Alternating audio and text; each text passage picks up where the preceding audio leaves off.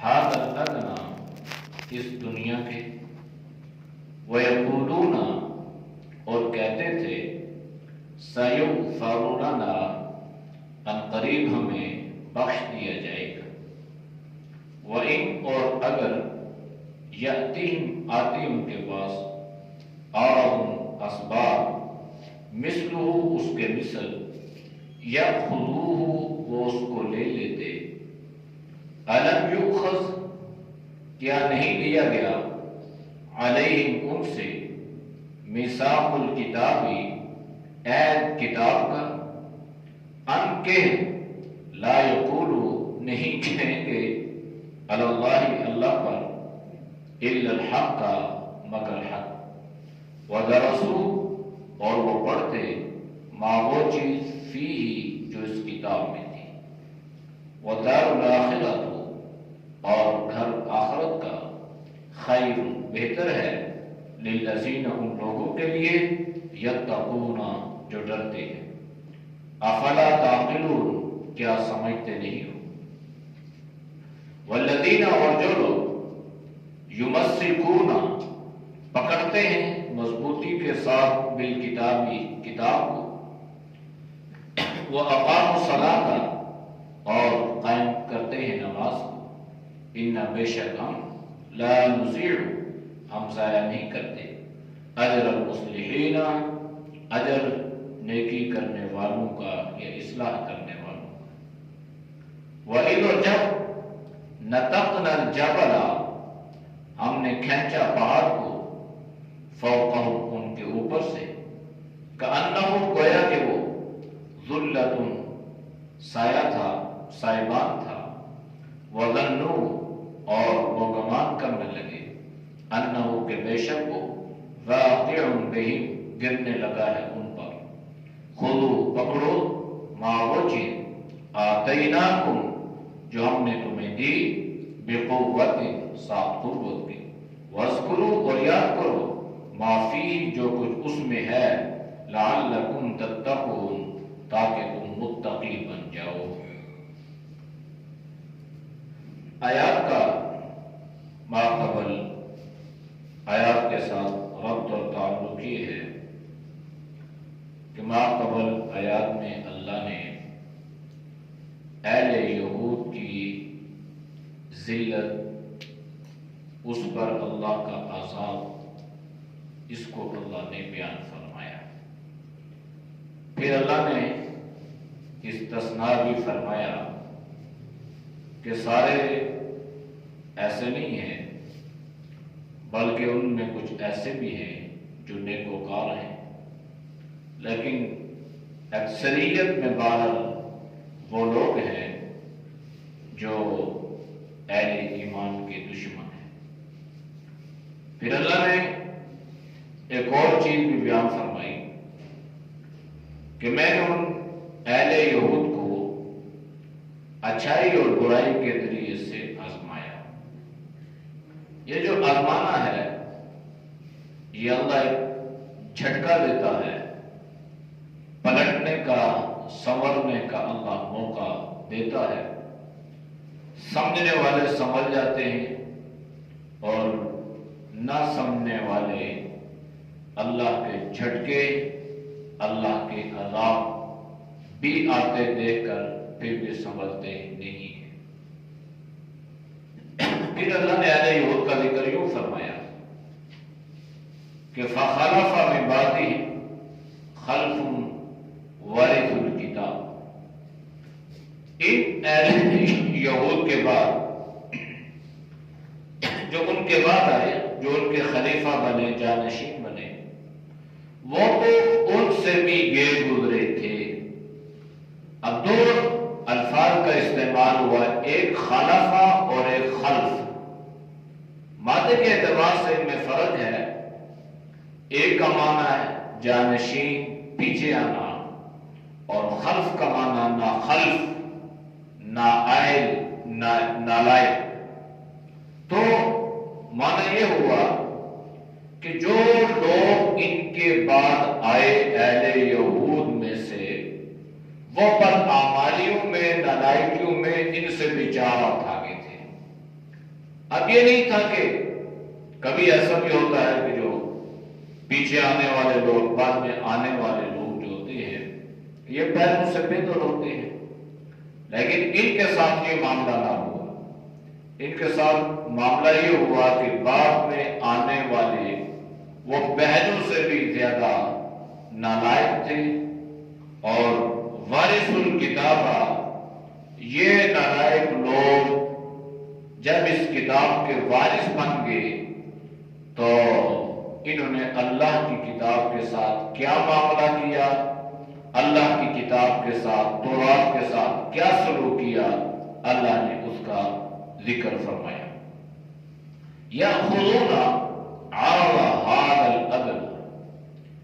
یہ جو نالائق لوگ تھے نا،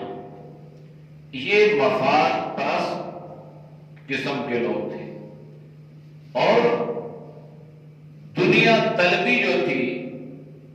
یہ ان کا نقطۂ نظر تھا۔ دنیا کا جمع کرنا، دنیا کا مال و متاع،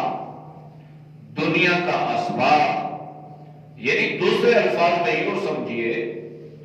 کہ ان مطلب پرست اور نالائق لوگوں نے دنیا کی زندگی کو ترجیح دے ڈالی آخرت کی زندگی پر۔ مختصر الفاظ میں اس کا مفہوم یہ ہے۔ ہمیں تو اللہ نے ایسا کرنے سے منع کیا ہے،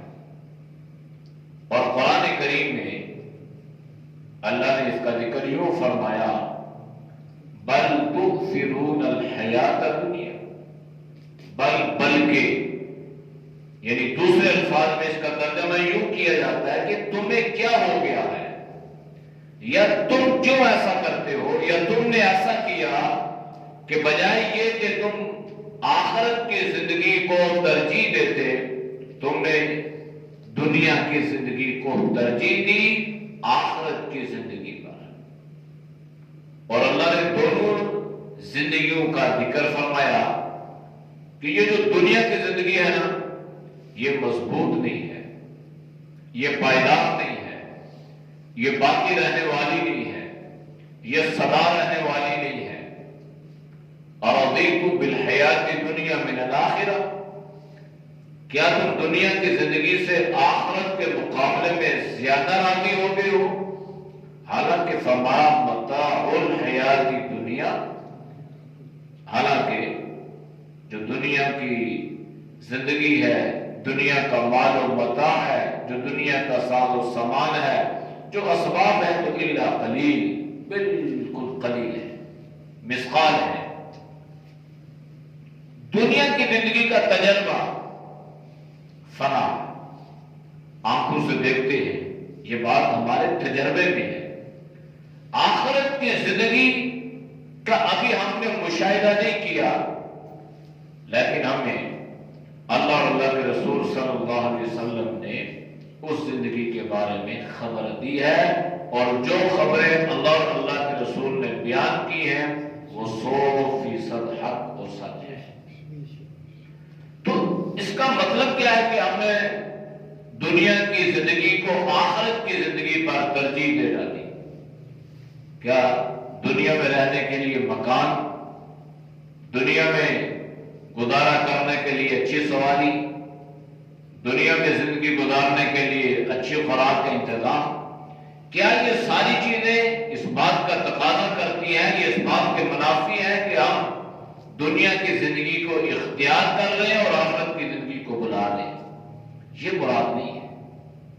بلکہ اس سے مراد یہ ہے کہ اس دنیا کی زندگی میں اتنا کھپ گئے، اتنا ڈھل گئے، اتنے دور تک اس دنیا کی زندگی میں چلے گئے اور اس سے اتنی محبت کر دی کہ اس دنیا کی زندگی سے محبت کرتے کرتے آخرت کی زندگی کو بلا دیا۔ یہ بات ہے، ورنہ یہ نہیں ہے کہ ہم دنیا میں رہ رہے ہیں تو ضروریات زندگی پوری کرنا یہ ذمہ داری ہے، نان نفقے کا انتظام کرنا مرد کی ذمہ داری ہے، اچھا لباس، اچھی خوراک کا انتظام کرنا۔ تو اگر کوئی آدمی کہے جی کہ نہیں یہ ساری چیزیں اس بات کے منافی ہیں تو یہ درست نہیں ہے۔ تو اب ان اہل یہود نے کیا کیا؟ یہ کیا کرنے لگے؟ اللہ نے جو ذکر فرمایا کہ یأخذون عرض هذا الادنی، انہوں نے ادنا، اس قریب جس زندگی میں جس دنیا میں وہ رہ رہے تھے نا، ادنا یہ دنیا سے، اس لیے یہ پہلے ہے، آخر میں ہے، بعد میں ہے، اس لیے اس کو دنیا اور اس کو آخرت کہتے ہیں۔ تو یہ کرتے کیا تھے؟ یہ کرتے یہ تھے کہ آخرت کے جو اعمال، وہ اعمال جو آخرت میں کام آنے والے تھے نا، دین کی خدمت ہے، تورات کی خدمت ہے، اپنی کتاب کی خدمت ہے، تو اس کو وہ بیچنے لگے، اس کو وہ فروخت کرنے لگے، اور اپنی مرضی سے اپنی کتاب میں وہ کمی بیشی کرنے لگے۔ یحرفون الکلمہ عن مواضعہ، جو بات جہاں پر تھی نا اس میں انہوں نے تحریف کی،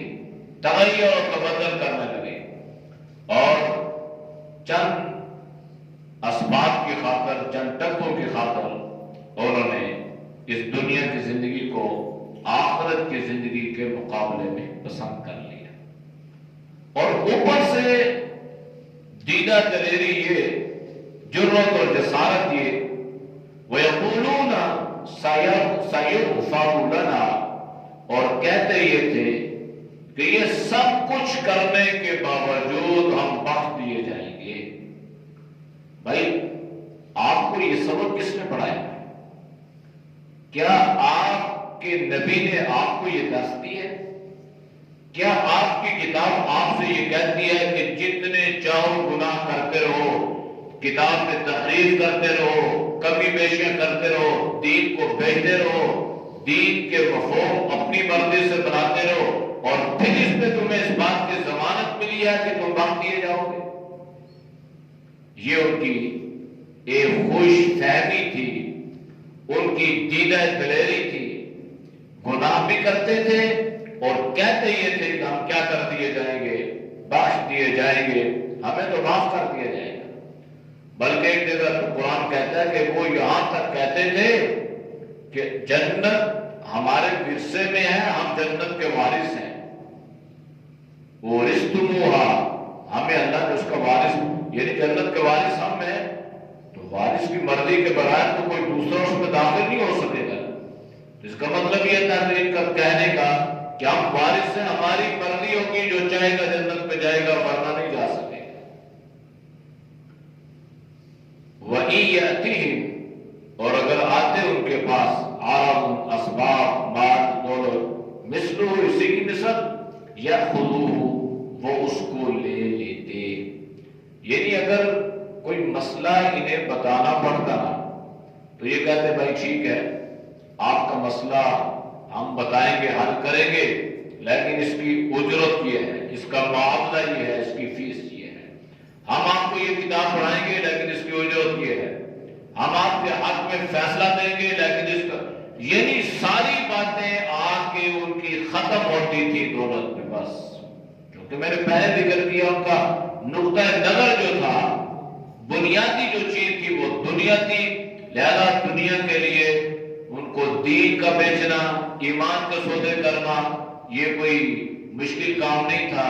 بس دین بیچا، دنیا اکٹھی کی، یہ ان کا ایک مشغلہ اور ان کا دنیا کمانے کا ایک سبب اور ذریعہ بن چکا تھا۔ الم یؤخذ علیہم میثاق الکتاب، کیا اللہ نے ان سے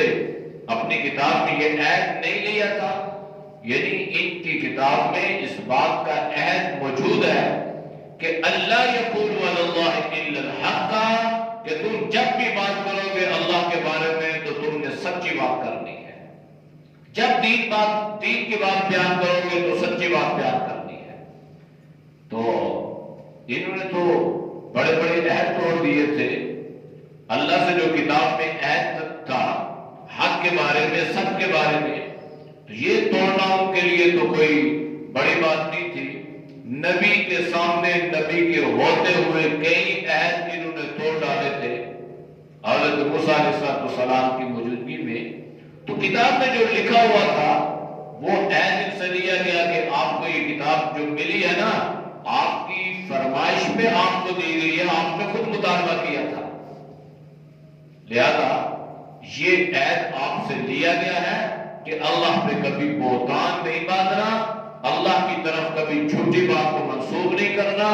تم جب بھی اللہ کے بارے میں کوئی بات بیان کرو گے تو سوائے حق اور سچ کے تم نے کوئی اور بات بیان نہیں کرنی۔ وَدَرَسُوا مَا فِيهِ،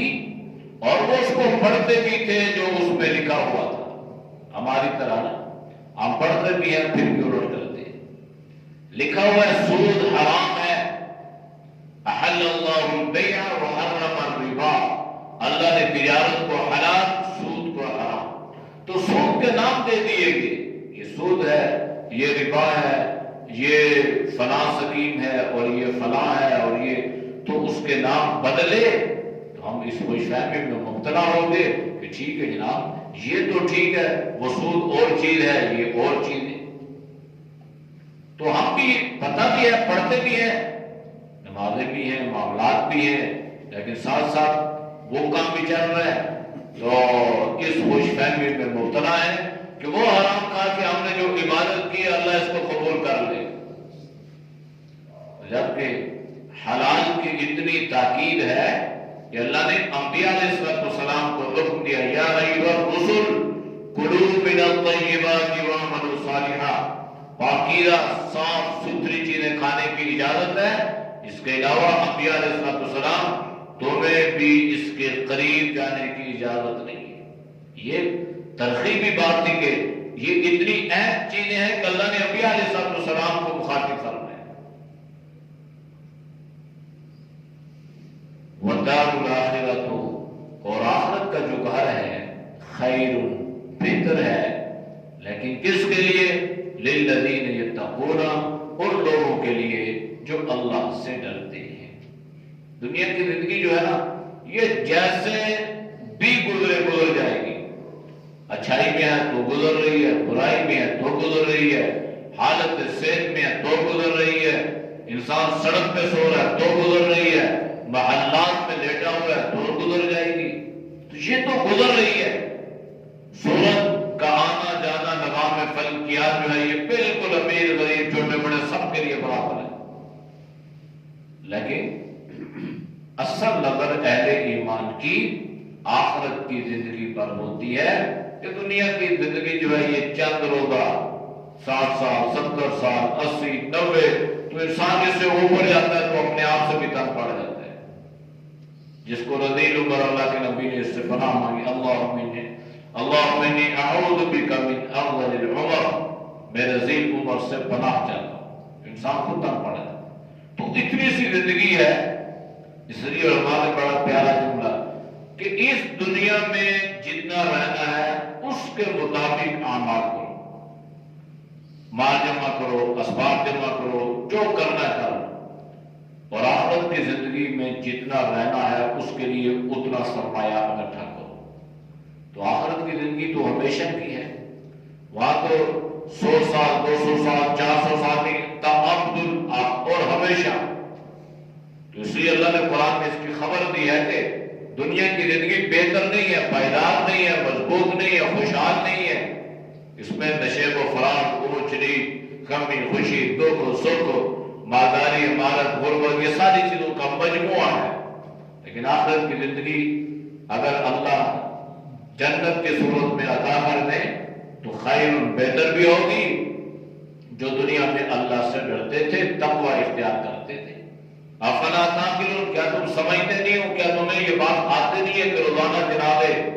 جا کے قبروں میں دفناتے ہو، ہزاروں من مٹی ان کے اوپر پھینک کے آ جاتے ہو، اباؤ اجداد کہاں چلے گئے، وہ بزرگ کہاں چلے گئے، اساتذہ کہاں چلے گئے، بڑے پیارے دوست کہاں، جب وہ چلے گئے تو سب نے چلے جانا ہے۔ اس لیے اللہ نے فرمایا افلا تعقلون، کیا سمجھ نہیں آتی، کیا عقل نہیں ہے، کیا سوچ بوجھ نہیں؟ والذین، اور وہ لوگ یمسکون، جو پکڑتے ہیں مضبوطی کے ساتھ بالکتاب، کتاب کو، وہ اقاموا الصلاۃ، کتاب سے مراد تو رات، کیونکہ یہ ان کا ذکر چل رہا ہے تو اس سے مراد بھی وہی ہے، وہ اقاموا الصلاۃ، اور اپنی نماز کو قائم کرتے ہیں، دین کو قائم کرتے ہیں، انا لا نضيع اجر المصلحین، اللہ ان کے اجر کو ضائع نہیں کرے گا۔ اہل یہود میں سے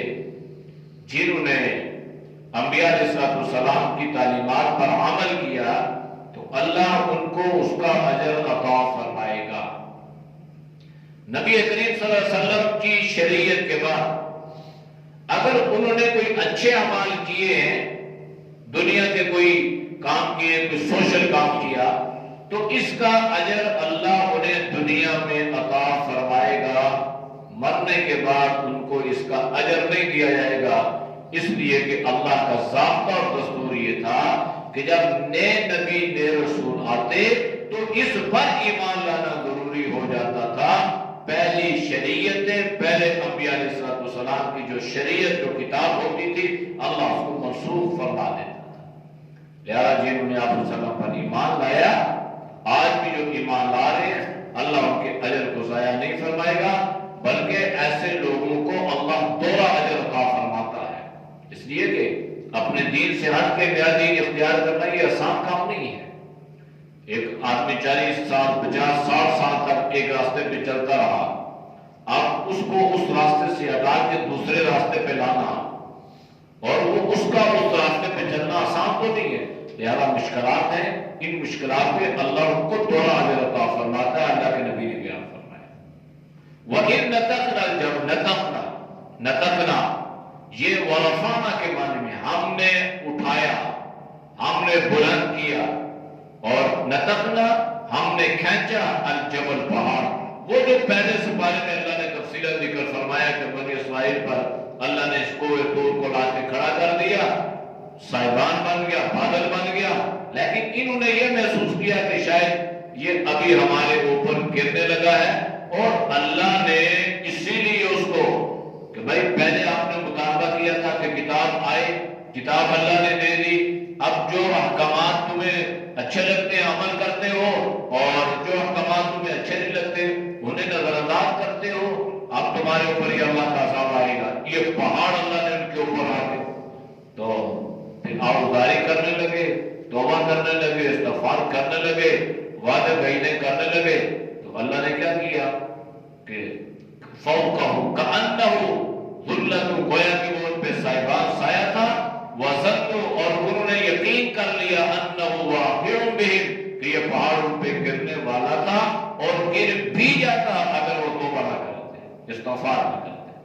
خذوا ما آتیناکم، اللہ نے حکم دیا پکڑو ما وہ چیزیں آتیناکم جو ہم نے تمہیں عطا کی ہیں، بقوت، قوت کے ساتھ، مضبوطی کے ساتھ، واذکروا، اور یاد کرو ما فی، وہ چیزیں جو اس میں موجود ہیں، لعلکم تتقون، تاکہ تم متقی اور پرہیزگار بن جاؤ۔ تو معلوم یہ ہوا کہ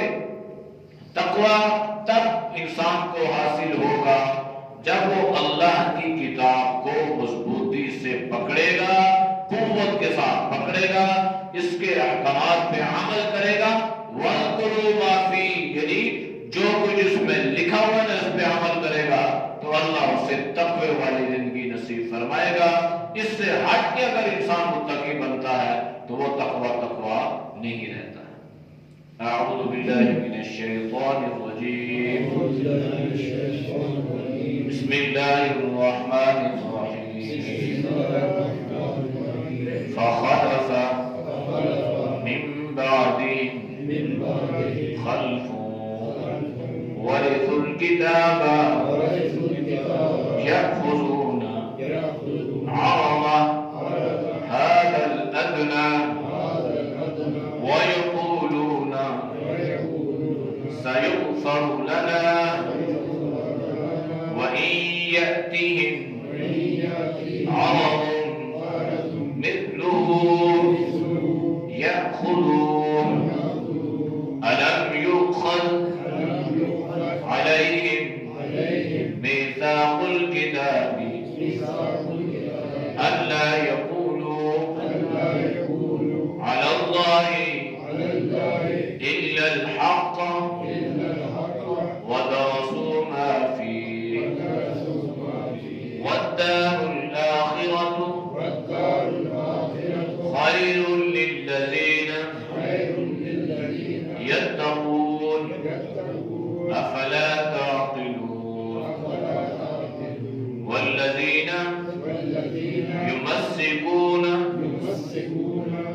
بالكتاب وأقاموا الصلاة إنا لا نضيع أجر المصلحين وإذ نتقنا الجبل فوقهم كأنه ظلة وظنوا أنه واقع بهم خذوا ما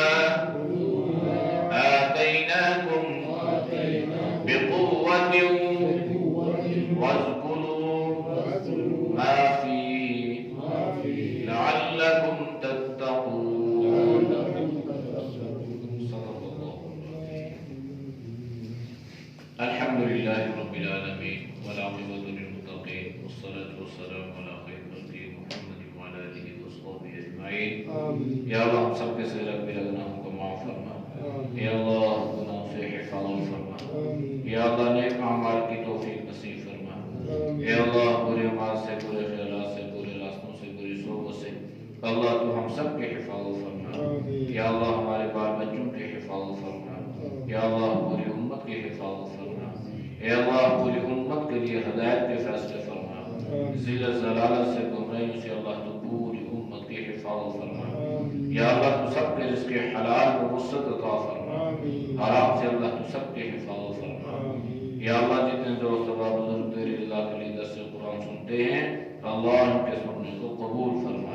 یا اللہ سب کی جان میں، مال میں، ایمان میں، صحت میں اللہ برکتیں عطا فرما. ہر پریشانی مصیبت سے اللہ تو ہم سب کی حفاظت فرما.